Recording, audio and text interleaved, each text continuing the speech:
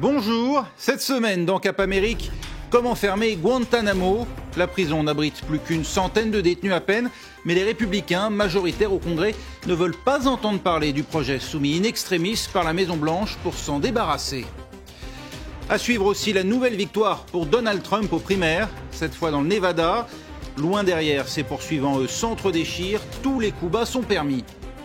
Et puis une carrière digne des plus grands d'Hollywood. Leonardo DiCaprio pourrait décrocher dimanche enfin sa première récompense aux Oscars. Il part grand favori comme meilleur acteur pour son rôle dans le film The Revenant, actuellement sur les écrans. C'est le plan de la dernière chance pour fermer enfin Guantanamo. Promesse de campagne de Barack Obama, c'était en 2008. Tombée aux oubliettes depuis, elle revient sur le devant de la scène. À 10 mois de la fin de son mandat, le président américain promet d'en finir avec la prison extraterritoriale tant décriée par les défenseurs des droits de l'homme. Il s'agit de clore un chapitre de notre histoire. Il s'agit de tirer les leçons du 11 septembre, et ces leçons doivent aider notre nation à aller de l'avant. Depuis plusieurs années, il est clair que le centre de détention de Guantanamo ne fait pas avancer notre sécurité nationale, il l'affaiblit. C'est contre-productif dans notre lutte contre les terroristes parce qu'ils l'utilisent comme propagande pour recruter. Concrètement, la Maison-Blanche veut transférer un tiers des détenus actuels vers des pays. Le reste dans 13 centres pénitentiaires identifiés sur le territoire américain. Oui, Guantanamo, c'est un symbole d'autorité pour toute une frange de l'opposition conservatrice, bien décidée à empêcher sa fermeture, comme nous le montrent ces réactions compilées par Inès Olagaray. Fermer Guantanamo. Une promesse de campagne pour Barack Obama et un projet à bannir pour tous les candidats républicains lancés dans la course à la Maison-Blanche. Alors que la primaire du Nevada est en train de se jouer, tous ont le même credo concernant la prison de Guantanamo. Nous allons la garder ouverte et nous allons la remplir de sales types. Croyez-moi, nous allons la remplir. Monsieur le Président, ne fermez pas la prison de Guantanamo. Agrandissez-la et mettons-y d'autres terroristes. Si nous capturons des terroristes vivants, ils ne seront pas jugés à Manhattan ni envoyés dans le Nevada. Ils iront à Guantanamo et nous découvrirons tout ce qu'ils savent. Le Congrès, dominé par les républicains, parle d'un projet illégal. Car en 2011, une loi a été votée pour interdire le transfert des détenus de Guantanamo sur le sol américain. Les associations de défense des droits de l'homme soutiennent la proposition de Barack Obama, même si pour certaines, le transfert des prisonniers ne fait que déplacer le problème. Certaines facettes de ce projet sont très positives et respectent la loi. Mais le soutien du président pour des détentions illimitées sans inculpation et sans procès pour certains individus n'est pas seulement contraire à la loi, c'est aussi un sérieux accroc à son héritage politique. La seule question, c'est combien de temps allons-nous tolérer que les personnes soupçonnées d'avoir orchestré le 11 septembre ne soient pas jugées?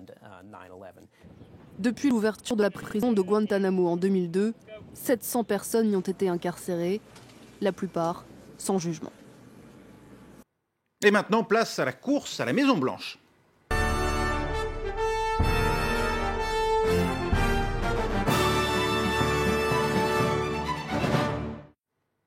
Les candidats aux primaires qu'on vient de voir dans ce reportage étaient donc dans le Nevada mardi pour la 4e étape des primaires. Et comme lors des deux précédentes, c'est Donald Trump qui est sorti grand gagnant. Avec près de 45% des voix, il laisse loin derrière ses deux poursuivants directs, à moins de 25% chacun.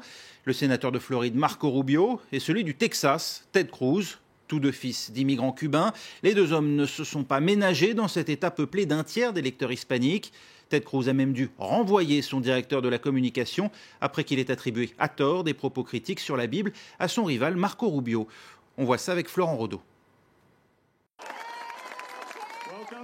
C'est un épisode dont se serait bien passé Ted Cruz à quelques heures du caucus du Nevada. Objet de la polémique, une vidéo publiée par son directeur de communication sur les réseaux sociaux. Dans ce document mal sous-titré, Marco Rubio semble affirmer en parlant de la Bible qu'elle ne contiendrait pas beaucoup de réponses. Très croyant, Marco Rubio dénonce un nouveau coup bas de Ted Cruz, qui a présenté ses excuses dans la foulée. L'information était fausse. Ce membre du staff a supprimé le tweet et s'est excusé. J'ai passé la matinée à enquêter sur ce qui s'est passé et j'ai demandé à Rick Tyler de démissionner. Ce n'est pas la première fois que le sénateur du Texas est accusé de détourner les propos des autres candidats républicains. Durant le caucus de l'Iowa, son équipe de campagne avait lancé la rumeur selon laquelle Ben Carson allait abandonner la course à la primaire. Face à ce scandale, Ted Cruz avait déjà dû se justifier. Ces informations étaient pertinentes, mais ensuite, l'équipe de campagne de Ben Carson a publié un communiqué dans lequel il est dit qu'en réalité, il ne suspendait pas sa campagne. Je m'excuse auprès de Ben, car notre équipe n'avait pas eu cette information. Vainqueur dans l'Iowa le 1er février dernier, Ted Cruz est présenté par ses adversaires comme un adepte des sales tours. Une mauvaise réputation et de nombreuses controverses qui pourraient bien mettre à mal son rêve de remporter l'investiture républicaine. Voilà qui ne va pas rassurer les sceptiques du transport par des particuliers. Un chauffeur de la plateforme Uber est à l'origine d'une série de fusillades samedi dans le Michigan. Il a abattu 6 personnes, en a blessé 2 autres. Selon les premiers éléments, l'homme âgé de 45 ans n'avait pas d'antécédents criminels. On ignore la raison de son geste. Pauline Godard.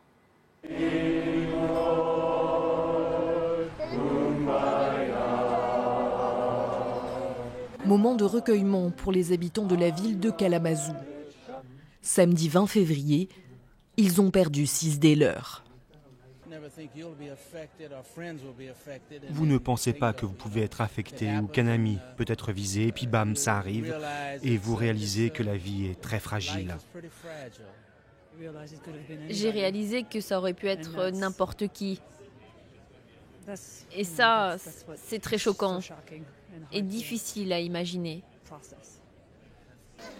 Des cibles semble-t-il choisies au hasard. L'homme soupçonné d'avoir commis ces assassinats s'appelle Jason Brian Dalton. Âgé de 45 ans, il travaillait entre autres pour Uber depuis le mois de janvier. Il n'avait pas de casier judiciaire. Effet troublant, entre chaque fusillade, il a continué à prendre des passagers pour des courses. Nous étions à quelques kilomètres de chez moi et il a reçu un coup de téléphone. Après ce coup de téléphone, il a commencé à conduire de manière bizarre. Il ne s'est pas arrêté à plusieurs stops. Lundi, il a été formellement inculpé pour ces meurtres. Lorsqu'il en a été informé par le juge par vidéoconférence, le suspect est resté impassible.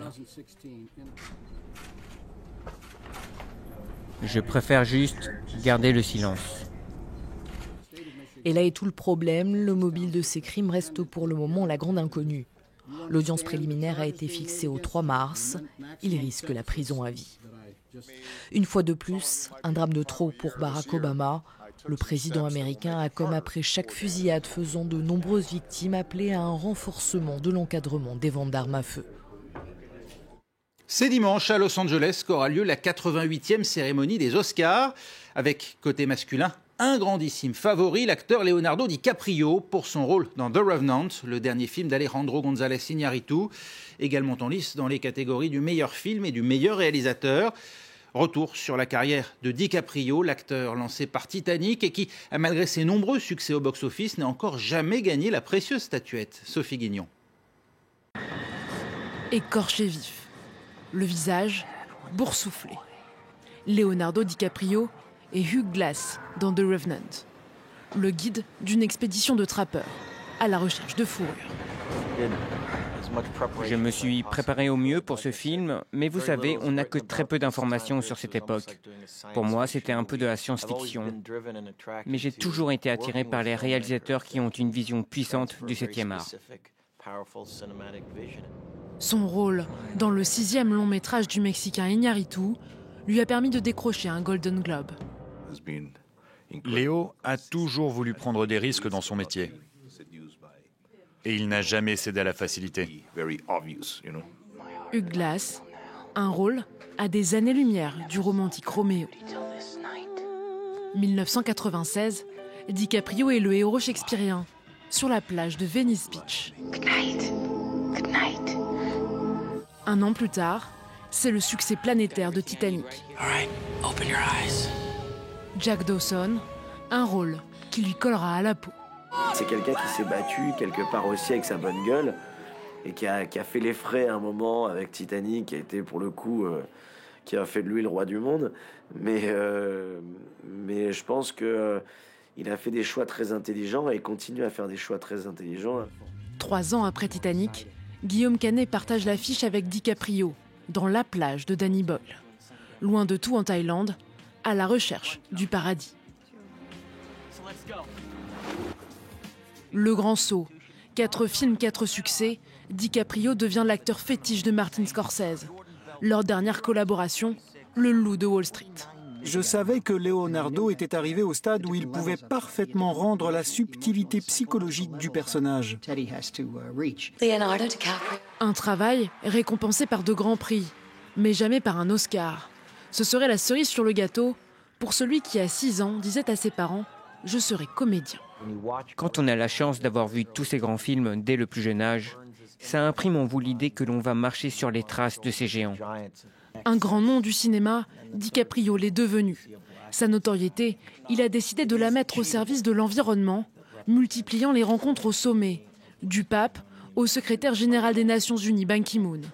Un engagement qui fait de lui une star accomplie. C'était dimanche à la Maison-Blanche. Le couple Obama accueillait une invitée un peu particulière, Virginia McLaurin, une Américaine distinguée par la ville de Washington pour son travail de volontaire auprès de jeunes handicapés physiques et mentaux. Particularité, la dame est centenaire, à 106 ans très exactement. Celle qui a vu défiler pas moins de 18 présidents dans sa vie n'avait jamais imaginé pénétrer un jour dans l'antre du pouvoir. Et comme vous pouvez le voir, elle ne cache pas son excitation. Mise en ligne sur YouTube, la vidéo a fait le tour du monde. Déjà plusieurs dizaines de millions de vues.